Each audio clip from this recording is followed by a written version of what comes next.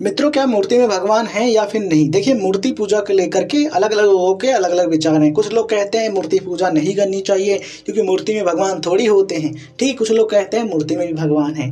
अब देखो, जो लोग कहते हैं मूर्ति पूजा नहीं करनी चाहिए, उनका इसके पीछे क्या अभिप्राय होता है? उनका मतलब होता है कि मूर्ति में भगवान नहीं है। तो वो क्या मानते हैं? वो ये भी कहते हैं कि ईश्वर क्या है? निराकार है, उसका कोई आकार नहीं। लेकिन निराकार का वास्तविक मतलब उनको समझ में नहीं आ रहा है, इसलिए कहते हैं मूर्ति में भगवान नहीं है। तो अब हमें समझना होगा कि निराकार का वास्तविक मतलब क्या होता है। निराकार का मतलब जिनका कोई आकार नहीं है, मतलब कि वो किसी आकार तक सीमित नहीं है।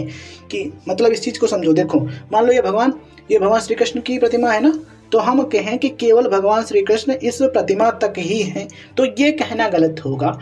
तो मतलब इसका हमारा कहने का मतलब ये हुआ कि इस प्रतिमा में भी है, इस प्रतिमा में भी भगवान श्री कृष्ण हो सकते हैं, इसमें भी हो सकते हैं, इसमें भी हो सकते हैं, हम में हो सकते हैं, आप में हो सकते हैं, पेड़ पौधे पर्वत सब कहीं हो सकते हैं। तो निराकार का मतलब किसी आकार तक सीमित नहीं, वे सर्वत्र व्याप्त हैं। अगर वो सर्वत्र व्याप्त हैं तो मूर्ति में भी हैं, बिना मूर्ति में भी हैं, जमीन में भी हैं, पेड़ में भी हैं, पशु पक्षी में भी हैं, वो सब कहीं। ठीक है, ये है।